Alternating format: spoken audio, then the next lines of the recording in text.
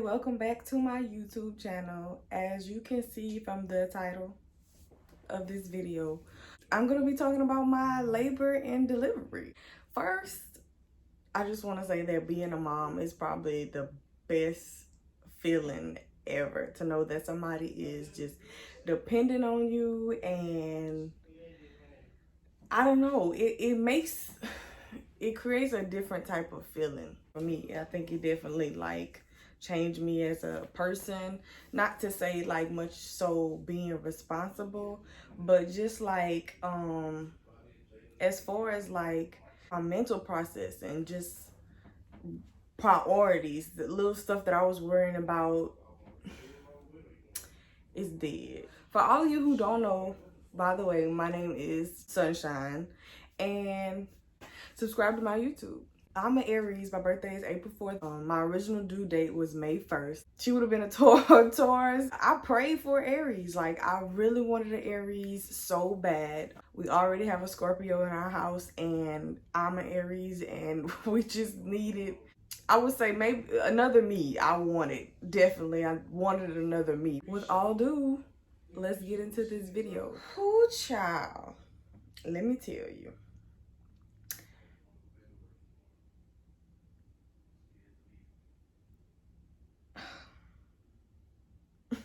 It was a hot mess. Do you hear me? Me and my fiance walked one day. So we walked the track, which we didn't do a whole mile. I think a mile was maybe 4 laps. We ended up doing 3, and my back was killing me. I'm like, we gotta go. So we left. I definitely went from my bed to my living room sofa. I couldn't take it. And the sofa was a lot more firm. So I definitely enjoyed sleeping on my sofa for about probably since that Monday night. Okay, so maybe the week of the Tuesday, I ended up going to the doctor that Tuesday, and I was 3 centimeters dilated, y'all. I had been experiencing a lot of pelvic pains and everything, but it wasn't painful. I thought it was just, normal, because everybody's telling me that's gonna happen. So I didn't overreact or whatever. And Tuesday, like I said, I was 3 centimeters dilated.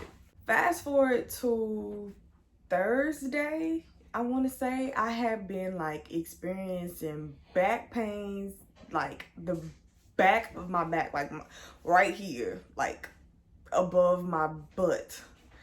It was it just felt like it was opening.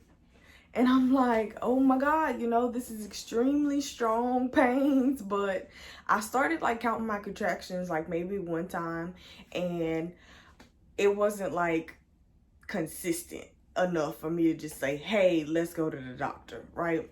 I had my daughter. She is a girl. April, y'all, and I freaking prayed about this because I wanted an Aries so bad. I felt like it was Braxton Hicks, which it was, because they wasn't consistent. As far as it being every I think they said every 3 to 5 minutes is when you should start coming in. They're consistent for an hour. That wasn't it. So I went ahead and just, I'm riding the wave or whatever. I'm my water still hadn't broke. So I'm just kind of being patient or whatever. Thursday night, definitely slept on the sofa. Friday morning at 2 o'clock, my contractions started, and they started I'm talking it was 2, 207, 210, then the next one was 214, then it was 221. So I woke up my fiance hey, I've sat still for 30 minutes to see how my contractions was gonna go, just in case we had to hurry up and bust out. He gets up and I go take a hot shower just to run it on my back to kind of relax myself. And they told me that if you are in labor, or you think you're having contractions even though they could be Braxton Hicks, what you do is take a hot shower and just kind of relax your body. And if they're still there, then most likely you're in labor. But if not, then they were just Braxton Hicks. Keep in mind, my hospital that I had my baby was about an hour away from where we live. So I didn't want to like chance it too last minute to where I'm having a freaking baby on the road or anything. So got out the shower and I started like drying myself off, and I was just like still feeling contractions, still feeling pain. And at this point they kind of like eased up a little bit. They were no longer coming like, you know, 3 to 5 to 7 minutes apart.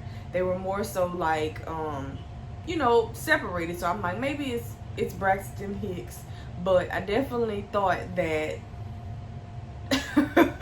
I was in labor. So I go in the living room after I take a shower, and I'm going to lay on the sofa, and I start like leaking. And I'm thinking, like, I know I'm not using the restroom on myself because I just left out of the bathroom, and it wasn't like, you know, like me urinating. You know how it's just consistent when you urinate? It was just like dripping a little bit. Well, not a little bit, but it was dripping enough for me to see that it was something on the floor. And the smell was not like urine. It was definitely like a sweet smell, but I wasn't expecting that because I thought that my water was gonna freaking just break. So I got back on the sofa and I kind of laid down to relax myself. I'm drinking some water, and of course I was eating some ice or whatever to kind of just like relax myself. And I ended up falling asleep. Y'all, my fiance wakes up to go to work the next morning, and it's about 7 o'clock. He's up. It wasn't contractions, but my back is still feeling like it's freaking busting open. Like I literally could feel like my back expanding. That's how crucial the pain was. And he's like, okay. I'm like, if you leave out that door, I can't tell you that I'm not gonna have this baby today. Like, my back is hurting. He's like, nah, just calm down, you know, we're going to the we're gonna do some burgers at work, and I'm only gonna stay there for about 4 hours. I'm gonna come back, you're gonna be okay. I'm like, so what I'm supposed to do, just lay down on the sofa all day? Because this is like, in the back of my head I'm thinking, it's no way that I'm gonna be moving around and doing stuff in the house because my back was freaking hurting. I go ahead and I go to the tub. Why did I do this? Like, Chelsea, you stupid. Went to the tub, and y'all know the bag of like Dr. Teal's Epsom salt, but they have like the ones that you can do for like relaxation and just like to ease your muscles, and it's like different ones. Check that out. But I poured like almost a half a bag of Epsom salt in the tub. Went ahead, I got in the tub, and my mama calls me to check on me, and I'm just trying to relax, but I guess I'm talking to her, and she's like, Chelsea, are you in pain? And I'm like, yeah. And she was like, well, I think you need to go to the hospital because your face looks pretty red. You look like you're in pain, baby. So I'm like, I'm trying to get out of the tub. I've been in here for like an hour, and I'm just trying to relax. She was like, Chelsea, you need to get your out the tub and go to the doctor. My mama hangs up the phone in my face, and she calls my granny. I guess my granny was at work and she couldn't get off. So mama calls me like back in a matter of 2 minutes, and she's like, Granny can't get off. She was like, you need to get out of the tub and call your mother-in-law to come get you. Actually, can she come bring you to the hospital because Granny can't get off until 11, and I don't know, I don't want you to be in there and you have that baby by yourself and da da da da da. She like freaking is nervous Nelly. She's calling me right now. So I called my mother-in-law, and she comes flying here, in which I never knew, but my fiance hadn't locked the door. And she walks in, she was like, hey, you okay? And I'm like, no, She was like, well, what's going on?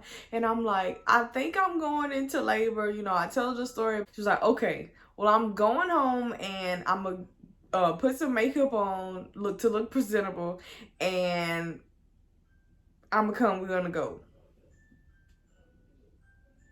Why are we putting on makeup? The door. Okay, but I got myself together, and she was like, you should have enough time to get yourself together. I'm like, yeah. Got myself together, y'all. I just like threw on these tights, maternity tights, and a t-shirt, and I like wrapped my hair up, and I basically like had water and ice, and I don't think I had like peanuts that I was nibbling on. But keep in mind, y'all, so I basically been in the labor since like 2:30 I say about 2 o'clock, 2:30 at this point, and I hadn't eaten.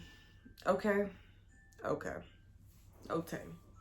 So we on the road just having a normal conversation about what's going on in the world and COVID-19, and I'm having contractions. You know, we're just trying to talk to pass them up, but they're like not consistent, but they're definitely there like during the whole ride. I want to say like during the hour ride, I probably had maybe like 6 contractions that were like painful, but the rest of them, it was just like I could feel, you know, something going on, but it wasn't like bad, you know.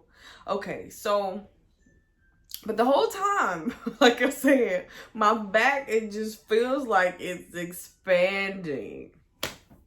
That was the worst part. Like, I think the back pain was worse than the pelvic pain to me.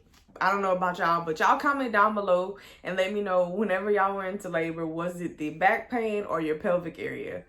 Which hurt worse to you? So yeah, like we get there, I walk in there kind of like slowly, tell him what's going on, and the man brings out a wheelchair or whatever, and he pushes me in there. I didn't even like get checked my temperature wise or anything, and they basically like brought me up to labor and delivery. While they're bringing me up to labor and delivery, trying to like get my information, check me in, who's your doctor, this and that, my doctor happens to pass by and was like, hey, yeah, are you in pain right now? And I'm like, yeah. He was like, yeah, I could definitely tell it in your face. And he was like, well, where were you when you were at the office this week? And I'm like, I was only at 3 centimeters. He was like, okay, we're definitely gonna put you in the room and check you out to see what's going on. Y'all, all of this is going on, and my fiance is still at work. Keep in mind that we have the COVID information going on, and they basically told me that I couldn't have any visitors except for the visitor that was going to stay. So my mother-in-law basically like dropped me off the emergency room entrance, and she's waiting in the parking garage to see like what's going on, because I'm up there just by myself, by my lonely, just having contractions and facing this by myself, you know. So they put me in the room, and the whole time she's like steady texting me. My mama was at work. I literally think like once all of this started going on, my mama didn't do any work that day. My mom works at the hospital. I guarantee you she stayed at the nursing station for the rest of the day. Like, she called, I can't even count how many times she called to my phone. It was like a call, FaceTime. People are calling me FaceTime. And then they had like this pyramid scheme thing that was going on that people thought was a joke. I actually banked on one of them. Got in a group with someone else, and it was like, I guess the people didn't know what was going on or how they were promoting or anything, but I couldn't really like take the time out to explain anything, help anything. And now that I'm thinking about it, I wish that I would have contacted like 2 of the people that were in the group and say, hey, you know, just take over the group, I'll give y'all money for it. But it was just like horrible. Like, I left the group. By this time, the doctor then came in. He then came check me and was like, I think, you know, she may be eating your she may have pooed in the bag and she's eating, and I don't want her to eat or whatever the feces that's in there. So he busts my water bag, and it's just like like the pressure was just relieved. After that, baby, them contractions started coming faster and harder. And I was just like, all this stuff that they tell you about breathing and remaining calm and try not to keep your mind on the pain. First of all, they tell me that I'm getting admitted because of that. So I'm trying to like contact my fiance, trying to contact his mom. My mama steady calling to let you know, like what's going on. So I'm guessing they're all in cahoots relating messages on what they getting amongst each other. And I'm like, yeah, hey, it's not a false alarm. Tell him he needs to get here.